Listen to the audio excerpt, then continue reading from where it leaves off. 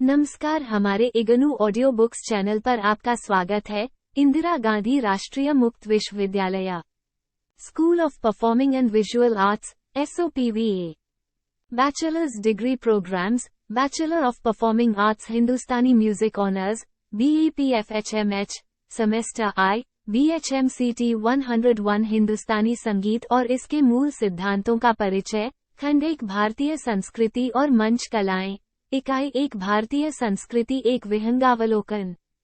1.1 भूमिका।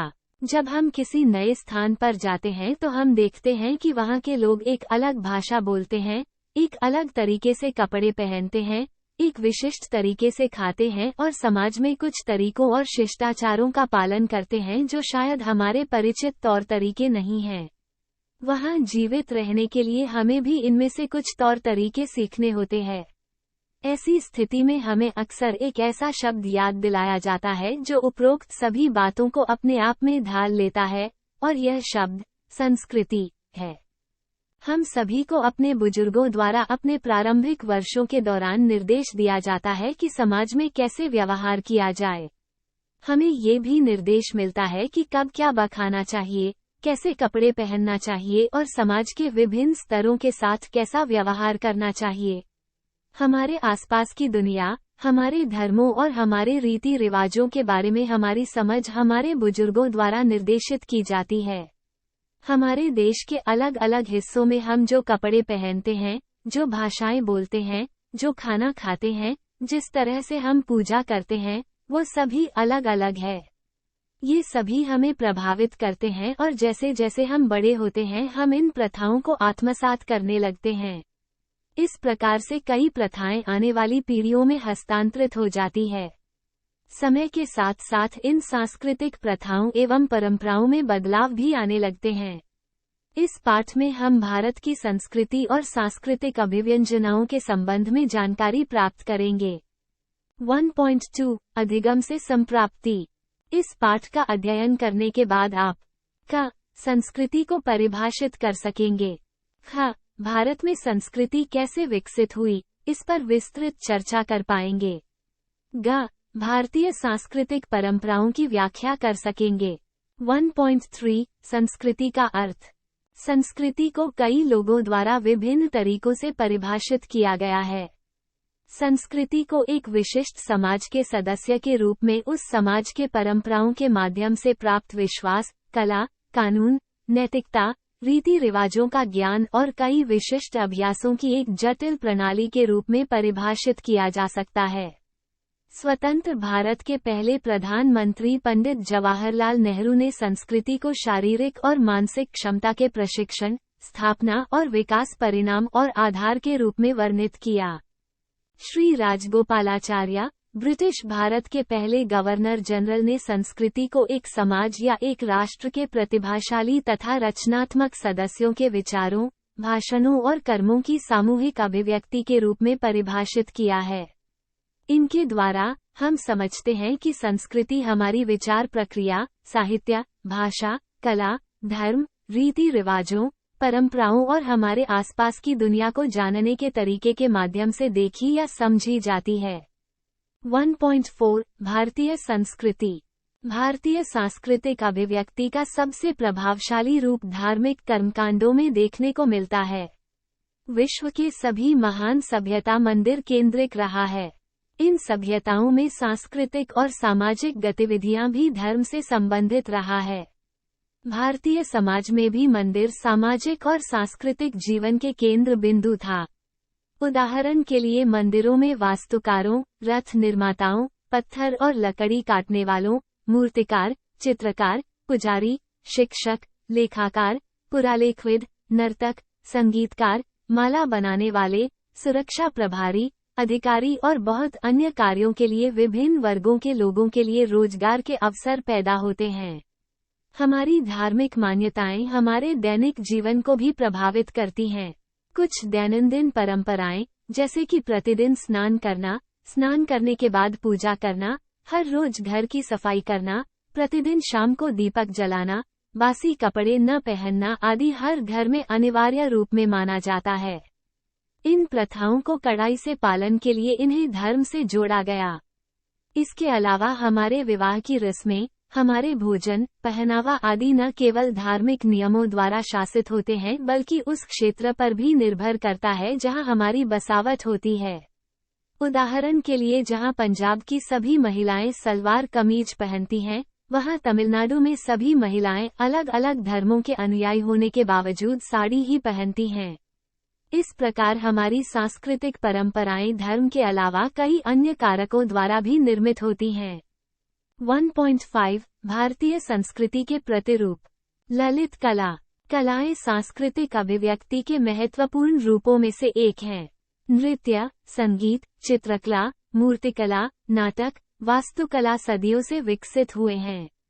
इनमें से प्रत्येक एक संदेश देता है और कलात्मक भाषाओं के माध्यम से विचारों और भावनाओं को व्यक्त करने के तरीके को दर्शाता है। उदाहरण के लिए बुद्ध और महावीर की मूर्तियां शांति की भावनाओं और स्थिति के द्योतक हैं। नृत्यरत शिव, नटराज की मूर्तियां हमें धार्मिक गतिविधियों में भी नृत्य का महत्व बताती हैं। मंदिरों की दीवारों पर चित्रित पंचतंत्र की कहानियां हमें बताती हैं कि कहानियों की नैतिकता कितनी महत्वपूर्ण थी, जो मंदिर की दीवारों पर चित्रों के माध्यम से प्रचारित की गई है ताकि आम लोगों को आकर्षित किया जा सके और हम इस प्रकार उनसे प्रेरित होते हैं। इसके अलावा मुगल काल के चित्रों से भी हमें मुगल सम्राटों के रुचि के बारे में पता चलता है।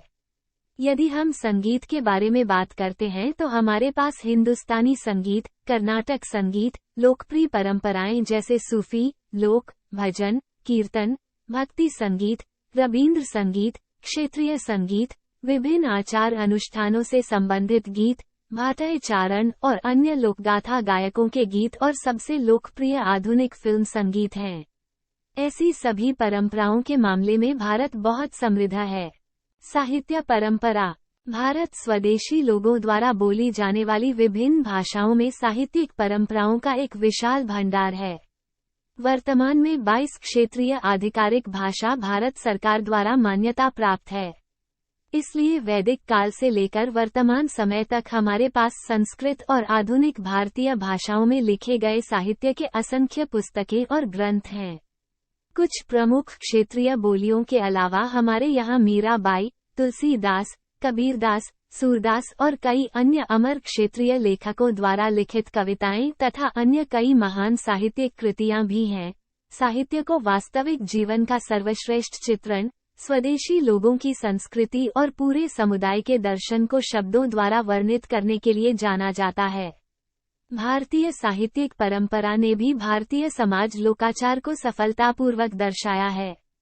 2 प्राचीन महाकाव्य रामायण और महाभारत को अभी भी महान कृति के रूप में माना जाता है और लोग अभी भी इन 2 महाकाव्यों द्वारा दिए गए नैतिक मूल्यों का पालन करते हैं। विज्ञान और तकनीक। विज्ञान और प्रौद्योगिकी भी भारतीय संस्कृति के एक अंश के रूप में विकसित हुई है तथा विभिन्न प्रकार की धातुएं, भवनों, किलों, महलों, मंदिरों और अन्य पूजा स्थलों और शहरों के निर्माण के उपयोग ये देखा जा सकता है। धातु शिल्प, आभूषण शिल्प, मनका बनाना, नाव बनाना, चीनी मिट्टी की चीजें बनाना तथा मशीनरी के निर्माण आदि भारतीय संस्कृति में विभिन्न धातुओं के उपयोग के प्रगतिशील चरणों के बारे में बताते हैं। धार्मिक परंपरा। भारतीय धार्मिक परंपराएं वसुधैव कुटुंबकम के बारे में बात करती है तथा मानती है कि संपूर्ण ब्रह्मांड ईश्वर का एक परिवार है। सदियों से वैदिक मंत्रों, बौद्ध मंत्रों, जैन मंत्रों, सूफी गीतों, इस्लामिक हिंदू संयोजन के भंडार ने तथा भक्ति आंदोलन के दौरान देश भर के संतों की काव्यात्मक रचनाओं ने भारतीय संस्कृति को समृद्ध और गहन बना दिया है। अक्का महादेवी, कर्नाटक, मीराबाई, राजस्थान, अंडाल, तमिलनाडु, लाइदेद, कश्मीर जैसे साध्वियों ने भी भारतीय साहित्यिक और धार्मिक परंपरा की समृद्धि में योगदान दिया है। हालांकि भारतीय समाज कई जाति और समूहों में विभाजित था, लेकिन विभिन्न धर्मों के लोगों में सदा ही सामंजस्य बना रहा। धार्मिक सहिष्णुता भारतीय संस्कृति का मूल सिद्धांत था। ऐसे अनुभव से आध्यात्मिकता और योग का विज्ञान सांस्कृतिक परंपराओं के रूप में उभरा है। भारतीय आध्यात्मिकता और योग आज दुनिया के लिए महान योगदान है। इसके अलावा भारत में लोक परंपराओं को जीवित परंपराओं के रूप में जाना जाता है। वे बहुत वर्णमय, समृद्ध और प्रकृति के करीब होती हैं। महाकाव्य और उनका प्रभाव। भारतीय सांस्कृतिक मूल्यों को हमारे महान महाकाव्य रामायण और महाभारत में कथन के माध्यम से देखा जा सकता है। इन दोनों महाकाव्यों की मूल कहानी हर भारतीय को पता है, लेकिन वे फिर भी शास्त्रीय कला, लोक कला या टेलीविजन पर एपिसोड के माध्यम से इन कहानियों को बार बार देखना पसंद करते हैं। इन महाकाव्यों में दिए गए नैतिक मूल्य हर समय लागू होते हैं। ये सामग्री इतनी प्रभावशाली थी कि श्रीलंका, इंडोनेशिया, थाईलैंड और नेपाल जैसे देशों ने भी अपनी संस्कृति में इन्हें आत्मसात किया है। मेले और त्योहार। ग्रामीण और शहरी स्थानों में त्योहारों को जिस तरह से मनाया जाता है, उसमें भारतीय संस्कृति को सबसे अच्छी तरह से चित्रित किया जाता है। त्योहारों के रीति रिवाजों के माध्यम से सच्चाई और भलाई की बुराई पर जीत को दर्शाया जाता है तथा सुख और दुख को एक दूसरे के पूरक के रूप में बताया जाता है। इन्हीं त्योहारों के माध्यम से कई अच्छी बातों की ओर ध्यान दिलाया जाता है, जैसे बुजुर्गों का सम्मान करना, परिवार की परंपरा को महत्व दिया जाना, किसी भी तरह की हिंसा से बचना तथा शांति को बनाए रखना आदि। इस तरह के त्योहारों और मेलों में नृत्य, नाटक और संगीत एक जरूरी अंग होते हैं जो जीवन रूपी उत्सव के प्रतीक बन जाते हैं। भोजन और पोशाक परंपरा। दूध। हमारी खाद्य परंपरा और पोशाक परंपरा बहुत समृद्ध और जीवंत है। प्रत्येक क्षेत्र में सब्जियां, साग और अनाज जैसे संसाधनों की उपलब्धता के अनुसार स्वादिष्ट व्यंजन तैयार किए जाते हैं। व्यंजन विभिन्न मौसमों में प्राकृतिक रूप से पाए जाने वाले संसाधनों की उपलब्धता पर आधारित होते हैं। जब वे प्राकृतिक रूप से तैयार होते हैं तो भोजन अच्छी गुणवत्ता का होता है। भारतीय पारंपरिक भोजन में अभी भी डिब्बाबंद भोजन को ठीक नहीं माना जाता है। मंदिर और गुरुद्वारा संस्कृति में स्वादिष्ट व्यंजनों के साथ भोजन का प्रसाद न जाता है। भारत में रेशम, कपास, ऊनी और कच्चे फाइबर यानी कि यार्न की समृद्ध वस्त्र परंपरा है। प्रत्येक क्षेत्र में बुनाई और छपाई के विशिष्ट तरीके हैं। उदाहरण के लिए असम की मूंगा रेशम, महाराष्ट्र की पैठणी साड़ियाँ, गुजरात की बांधनी, तमिलनाडु की कांजीवरम रेशम, कर्नाटक की मैसूर रेशम तथा कश्मीर शॉल और कालीन आदि की कई देशों में शताब्दियों से बड़ी मांग रही है। पारंपरिक भारतीय कपड़ा हस्तनिर्मित होता है और हथकरघा उद्योग का एक अहम हिस्सा है। 1.5 अन्य संस्कृतियों से सांस्कृतिक आदान प्रदान। सदियों से विभिन्न संस्कृतियों के लोग भारत में आते रहे हैं। अन्य संस्कृतियों के संपर्क के कारण हमारी संस्कृति कई बार सांस्कृतिक उथल-पुथल की प्रक्रिया से गुजरी। इस तरह के उथल-पुथल के कई कारण हो सकते हैं, जैसे व्यापार, जहां विदेशों से व्यापारी आते हैं और वस्तुओं का आदान प्रदान करते हैं और ऐसे में उस देश में कुछ दिन रुक जाते थे। बाहरी आक्रमण जब विदेशी देश पर आक्रमण करते थे और जीतने के बाद वहीं बस जाते थे, या फिर समुद्र या भूमि की खोज करते हुए किसी जगह पर पहुंच जाना और वहीं बस जाना। जब तीर्थयात्री, कलाकार और कारीगर एक स्थान से दूसरे स्थान पर जाते हैं अथवा दूर देश की यात्रा करते हैं तो भी सांस्कृतिक आदान प्रदान होता है। इसके अलावा लोग काम की तलाश में जब कहीं और जाके बस जाते हैं और बस्तियों की स्थापना कर लेते हैं, तब वह भी सांस्कृतिक उथल-पुथल का कारण बनती है। इस तरह के माहौल में शामिल लोग विभिन्न लोगों के अभ्यासों को सीख लेते हैं और स्वयं के विचारों और रीति रिवाजों को उन स्थानों तक ले जाते हैं जहां वे जाते हैं। यह एक ऐसी प्रक्रिया है जिसमें शामिल सभी लोगों की सांस्कृतिक प्रथाएं बदल जाती हैं। नतीजतन खाद्य परंपरा और पोशाक परंपरा में कई बदलाव आए हैं। आज हम भारत में पारंपरिक रूप से उगाए जाने वाले अनाजय साग सब्जी के साथ साथ विदेशी पकवान जैसे pizza, pasta, noodles, burger, ice cream इत्यादि भी खाते हैं। और इसके विपरीत अमेरिका, ब्रिटेन तथा मध्य पूर्व जैसे अन्य देशों में लोगों का भारत के व्यंजन जैसे डोसा, करी, कबाब और मिठाई बहुत पसंद आते हम। यहाँ तक कि भारतीय शहरों में जो वस्त्र लोग पहनते हैं, उन पर भी बहुत पश्चिमी प्रभाव पड़ा है। आधुनिक तकनीक के कारण भी हमारे दिन प्रतिदिन के जीवन में कई बदलाव आए हैं। यहाँ तक कि दूरदराज के गांवों में टेलीविजन, मोबाइल और टेलीफोन और इंटरनेट का कनेक्शन, जिससे हमारे सामाजिक और सांस्कृतिक जीवन में और बदलाव आ गया है। 1.6 सारांश। इस इकाई में हमने ये परिभाषित करने की कोशिश की है कि भारतीय संस्कृति क्या है और संस्कृति का अर्थ क्या है। इसने हमें ये समझ दी है कि संस्कृति एक व्यक्ति को एक विशिष्ट समाज के सदस्य के रूप में परंपराओं के माध्यम से अर्जित ज्ञान, विश्वास, कला, कानून, नैतिकता, रीति रिवाजों और कई अन्य आदतों की एक जटिल प्रणाली की जानकारी देता है। हर इंसान समय के साथ साथ सांस्कृतिक रूप से विकसित होता जाता है। हमने ये भी सीखा है कि आज के हमारे सामाजिक विचारों में प्रचलित सिद्धांतों की एक सांस्कृतिक पृष्ठभूमि रही है।